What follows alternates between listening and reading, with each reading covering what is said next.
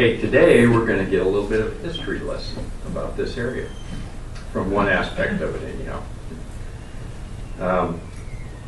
The two presenters are Les Eldridge and John Hough. And Les Eldridge lectured widely in the Puget Sound region on its maritime history and taught general maritime history at the college level for 30 years. He often narrates aboard the Mosquito Fleet steamer Virginia 5 and the historic schooner Adventurous. Eldridge is co-author of the Wilkes Expedition, Puget Sound and the Oregon Country, which is a history, and is the author of 5 maritime historical novels on the American Civil War at sea. He's president of South Sound Maritime Heritage Association and chaired the Maritime Committee of the Washington State Centennial Commission. And along with him is John Hough. John's a 4th generation Washingtonian and was raised in the Puget Sound region. He's a 20-plus year member of Olympia Rotary, has a long life interest in its maritime history. He's past president and longtime board member of the Puget Sound Maritime Historical Society, and has published several articles on regional maritime history, including about Olympia's historic tug, the Sandman. He participates in the State Heritage Caucus and the Thurston County Historians Conference. So let's welcome both of these gentlemen up, and we'll learn a little bit about our history as far as the nautical part of it. So let's welcome John and Les.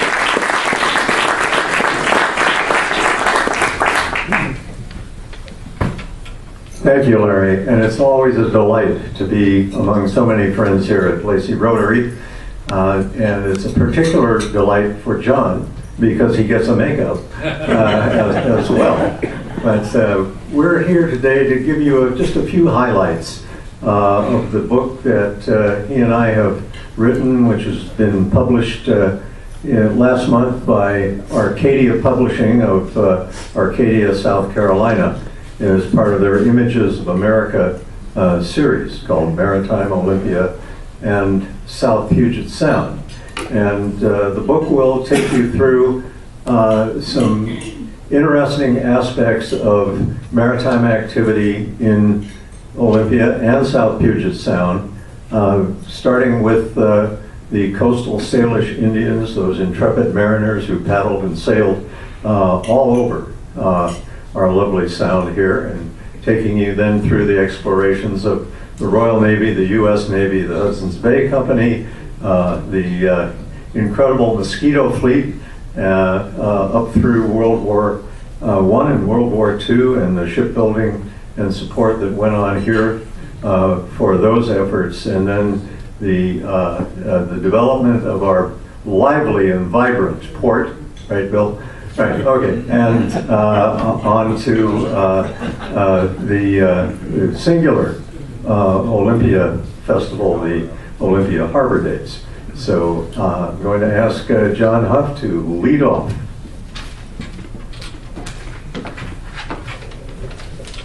Thanks, Les. As Les mentioned, it's a pleasure to be here.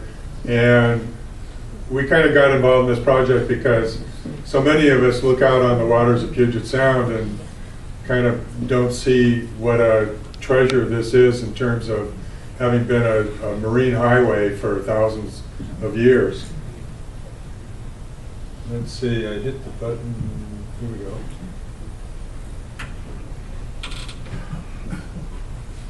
A number of thousands of years ago, we were under about a mile of ice here.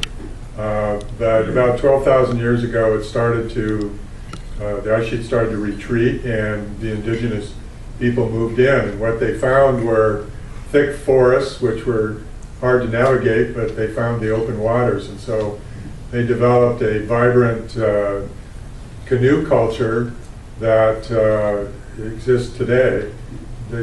Basically, these canoes were made by huge cedar trees they would fell, and then it would take a master canoe carver months and months to fashion a canoe out of this cedar tree.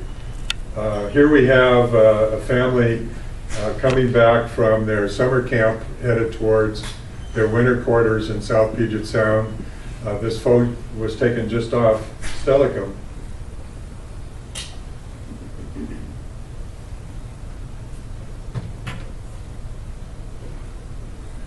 Here we have a couple of women in a much smaller, serviceable, everyday kind of canoe. You can see they've got some bundles with them, and they're probably on their way out to their summer camps. The coastal Salish people who populate this area had winter quarters, which sturdy wooden houses that protected themselves from the weather. But in the summer, they went out to beaches where they could harvest clams and oysters, pick berries, and so they had summer camps as well. And so these women are paddling along with their household goods, probably on their way to one of their summer camps. And the local people developed sails for their canoes quite early, woven mats, but once Anglo-Europeans started showing up, they had access to cloth, and so they started making cloth sails for their canoes. Here you get a really good picture of the broad sweeping bows on these boats. They could, the bigger ones could carry 20 or 30 people. This was a family boat with the family and their goods, either going to or from summer camp probably. So anyway, for thousands and thousands of years, they plied the waters of Puget Sound long before any of our relatives ever showed up here. So speaking of our relatives showing up here. Thank you, John. I'm going to ask John to operate the slides, as my family nickname is Fumble Thumbs, and he is technically adept.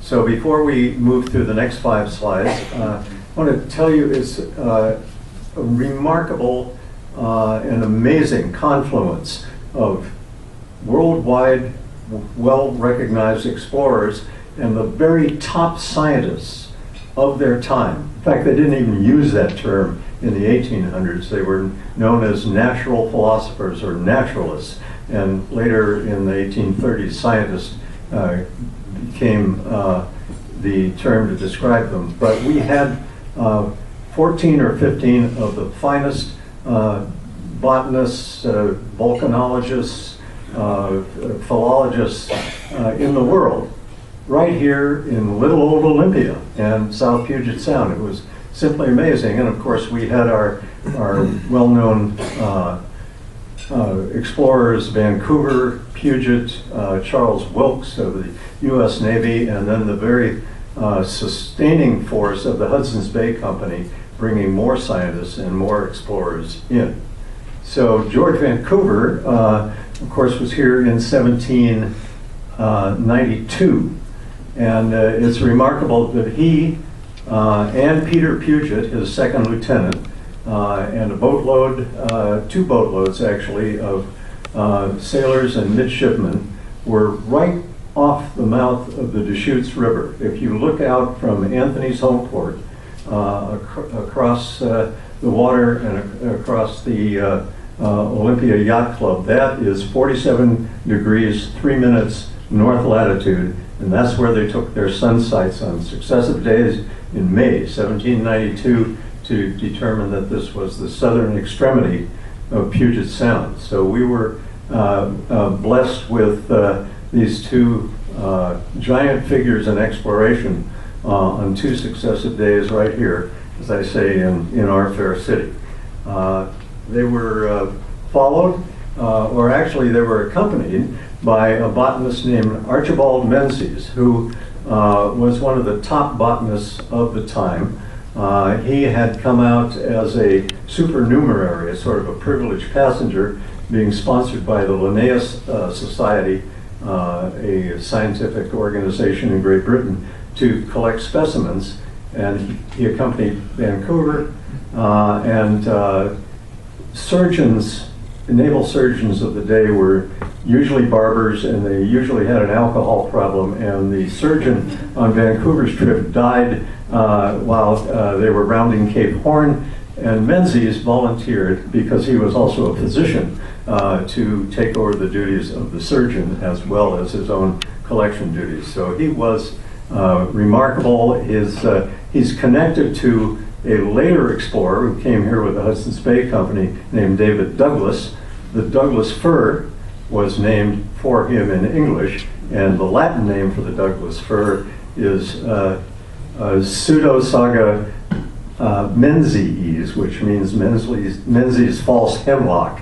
And Menzies was a mentor of the young botanist Douglas. So they're all tied together, Menzies, Douglas, and the tree itself. Next, the Hudson's Bay Company. They explored here because they were one of the prime commercial activities of the centuries from 1600 on, and they're still functioning. John Work was a self-educated Irish-born clerk who later rose to be a chief factor as a director of several of the trading posts, became one of the richest men in what is now Washington Territory in British Columbia, and he was a self-taught botanist, and he sustained David Douglas. It's a rather remarkable story for someone without formal education. Next, we have the Wilkes expedition, a 4-year round-the-world expedition that did many, many things, discovered Antarctica, charted the entire South Pacific, and remarkably had 11 scientists on board. Charles Wilkes, the commander, referred to them as the Scientifics, which is not a rock group. And Horatio Hale was one of them. Hale Passage is named for it. But he was a philologist, a linguist, Harvard educated, who got permission to stay on after the expedition left to categorize and explore the various languages of the coastal Salish. And he had 10 other scientists with him on the expedition. And this is a picture of the two of Wilkes' 6 ships that were actually in Puget Sound, the Brig Porpoise and the Vincennes. So this was a sketch actually by a local and very famous maritime artist, Patrick Haskett. The late Patrick Haskett was a tugboat captain, and he was also he was able to display his pictures in the Peabody Museum. As Pat used to say, I'm in the Peabody and I'm not dead yet. It was remarkable, and these are the two ships that were here for 6 months in Puget Sound charting, and Wilkes put 261 place names named after his crewmen, American naval heroes, American battles, American ships, because at that time we were under joint occupancy treaty. So both British and American citizens could live here, and it wasn't until 1846 that the border was drawn, and because of those 261 place names, it's felt that that had a considerable influence on the negotiators. So it was quite an achievement for that expedition, both scientifically and exploration.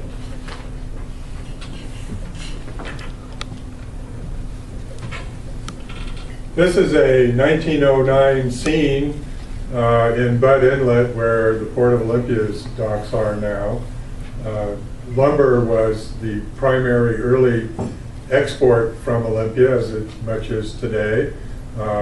They also exported fruits and vegetables to San Francisco, but this is gives you an idea of the scope of the lumber trade even as far back as 1909, which when this picture was taken. And I have to give credit, since Bill's here, to the Port of Olympia. A lot of our photos came from the port's files. They were just very generous. Kind of where KGY is today. there was an ongoing shipyard business. As you can see, they built large ocean-going ships primarily for the lumber trade, schooners to take lumber to San Francisco, Australia, around the world. So shipbuilding in Olympia was a booming business in the turn of, I guess, 2 centuries ago now.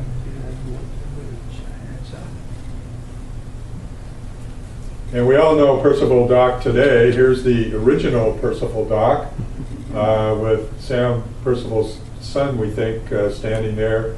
This was built in 1860 to provide docking facilities for the Mosquito fleet, which Les will be talking about in a minute. Problem Olympia had is mudflats stretched way out into Budd Inlet, and large ocean-going ships couldn't get in here, and so the Mosquito fleet, which shallow draft boats, could get right into downtown. And so this is basically where Percival Landing, the latest iteration of it, is today. And you can see the express company says Steamer Nisqually, and it's scheduled there. And just think of this as the intercity transit center of the day, because back in the day there weren't really any roads in the Puget Sound region. They were usually petered out a few miles outside of town, very muddy in the rain, and so marine transportation was the primary way of people getting around.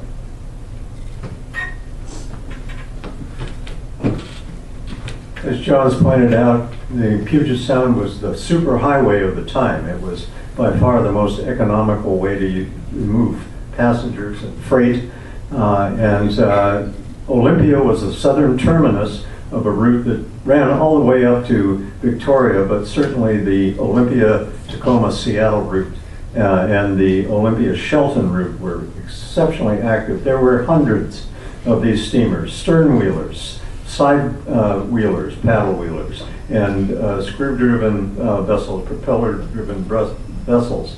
And they buzzed around the sound like mosquitoes, hence the name. This is a picture of one of the smaller steamers in the foreground here, the Mizpah. The Mizpah, like many of its the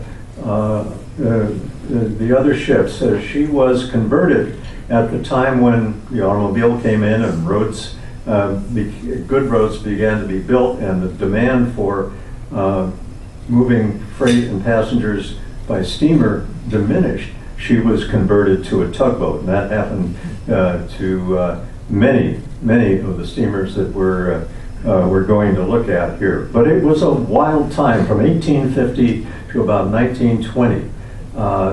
As John said, the roads were bad, and there were very few regulations. The Coast Guard didn't exist at the time. It was 4 separate federal agencies that didn't coordinate very well with one another, and they hadn't developed the regulations that the port and all shippers now face. And there were colorful and competitive characters in command of these ships. We look at the capital city, for instance, named for our fair city, and she could accommodate 300 passengers. She was on the Olympia-Seattle run. She used to stop at Boston Harbor on her way out of Budd Inlet. The next one we'll see is the steamer City of Aberdeen. I'm going to tell you a little story about that in just a moment, but she was on the Shelton to Olympia run. And then the next one we'll look at here is the Saul G. Simpson, named for the lumber magnate from Shelton, and she too was on the Olympia Shelton run, and there were many stops in between. They stopped at 2 or 3 stops on the Griffin Peninsula on the way in, and on Hammersley Inlet, and at Boston Harbor on their way from Shelton to Olympia and back. I mentioned that they were colorful characters, they were inventive. Many of the captains at the time were known as dog bark navigators. The West Passage, Colville's Passage between Vashon and the peninsula is very foggy much of the time. These skippers were so adept at distinguishing among the various barks of the dogs on the farms as they passed them on their way up to Seattle, that they could tell exactly where they were. I'm not kidding. That's how it worked. And but these people absolutely loved to race. There were races all the time between these steamers, and the steamers often would go side by side, and the passengers would line the rails, and they'd hurl insults and apples and oranges at the other ship. And one of the most colorful people, the slide just previous showed you the city of Aberdeen. The city of Aberdeen was captained by John T. Schroll, and he was known as Hell Roarin' Jack. And Hell Roarin' Jack never met a dock that he couldn't destroy, and he loved to race. Now, he knew that his stern wheeler, City of Aberdeen, was not the fastest. It was one of the fastest stern wheelers, but the fastest ship was a propeller-driven screw steamer called the Greyhound. But he was plotting in his mind for years as to how he could just score somewhat bragging rights over the Greyhound. And one day it happened as the Greyhound was coming into Commencement Bay, and she was slowing down for her dock there at the what is now the Foss Waterway. And Hell Roarin' Jack in the city of Aberdeen was 100 yards astern of her, and he saw his chance. He shoved all of the cargo up to the bow, which lifted the stern wheel and enabled it to turn faster, which made the ship go faster. And then he was carrying among his cargo a big shipment of bacon. So he hollered down the voice pipe to the engine room, "Throw it in the boiler furnace." And so they put the bacon in the furnace, and of course that raised the temperature to a fairly dangerous level, but it enabled the wheel to turn faster. And suddenly the city of Aberdeen surged by the Greyhound, and Hell Roarin' Jack had his bragging rights, puffing out this incredible bacon-flavored smoke, and Tacoma smelled like bacon for a week.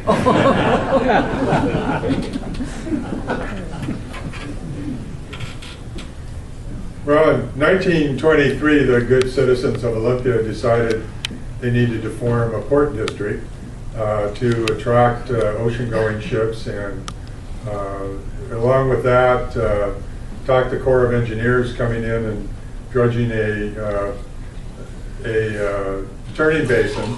So this is an early shot of the Port of Olympia's dock under construction, an early vessel docking there. And this gives you kind of a full cycle look at logs being brought in on rafts, being milled, and then loaded onto ships. So you kind of get to see the full cycle here. Some of you may recognize the USS Constitution, the oldest commissioned ship in the United States Navy, currently moored in Boston. But in the early 30s, she was beginning to fall apart. Veteran of the War of 1812, where she earned the name Old Ironsides because British cannonballs bounced off her. So they had to renovate her, but they had to raise money to do it. And much of the money came from school children contributing nickels and pennies. And this was in the early 30s. Times were tough, but they raised the money to renovate her. So as a thank you, they towed the Constitution around the country. And she was here in Olympia in Bud Inlet in July of 1933.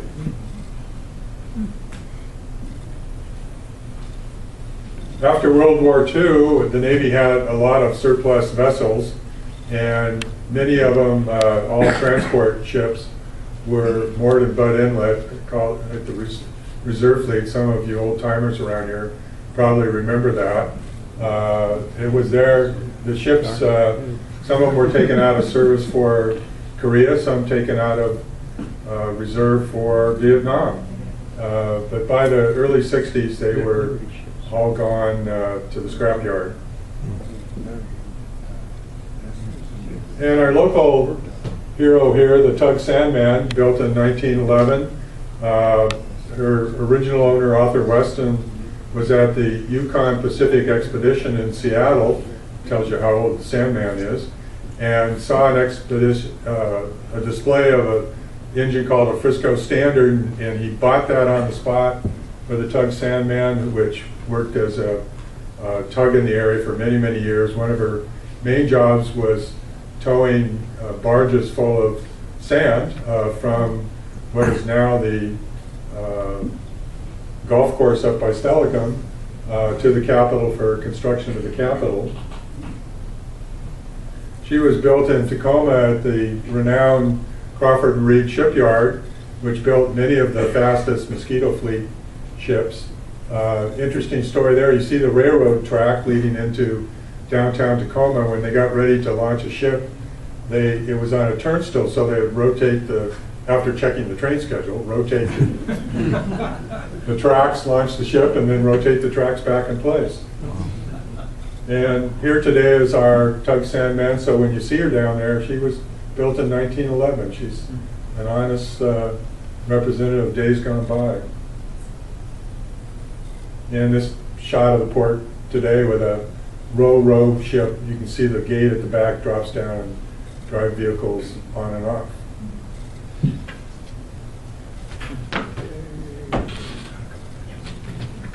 Row is roll on, roll off. And so the Olympia Harbor Days began in 1977. It's in its 44th year. It's quite a festival. This is a shot of one of the tugboat races, and the tug skippers love to come down here and love to have visitors go aboard their ships and get a little piece of history from many ships that are as old as the Sandman. Now, these ships are old.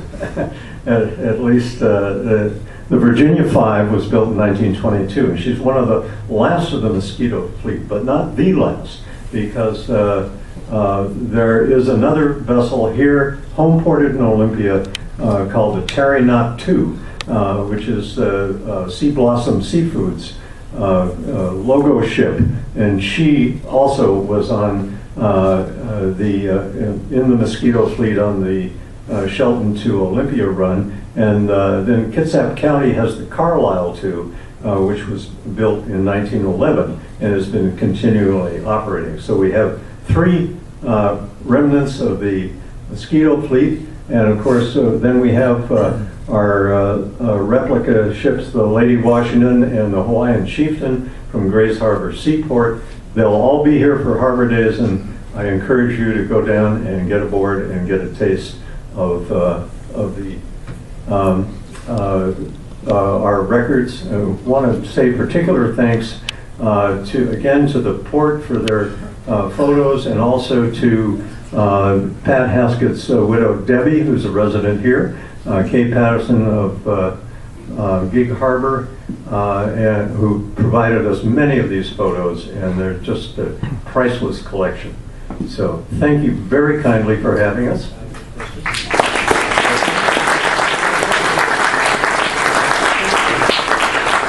Minutes for questions, if there are any. Go ahead. Me? Who? Yes, you. Okay. Go ahead. Well, thank you for this amazing history of our region. But my question is, I know where the photos came from, but how did you put the story together? Where did you get all that fascinating personal details that make the history more fun to listen to? Research. I know that part. Right. No, but in particular, research on some sources, again, from little old Olympia, the late Gordon Newell, who was a port commissioner in Seattle, also a very prolific author. And I used, I think John also used his book, Ships of the Inland Sea, which is a treasure trove of wild stories about the mosquito fleet. There seems to be a lot of piles out there. What do you use for pile drivers? Don't know. Good question. We don't know. So I have one last question for you. Is there anything else you can identify Bill McGregor in? He's going to pay dearly. I gotta go use the cash. I think we put you on the spot, Bill. Oh, Bill has to pay big for that. Yeah, we're going to. So as part of the tradition that we follow, we donate a book to the South Sound Reading Foundation on your behalf, and so I'd like you to take this down to the table and sign it. The title is not relevant, The Classic Tale of Squirrel Nutkin. Oh, I don't know. I think it's pretty well. Or it could be. That fits pretty well. Thank you. Very well done. Very well done.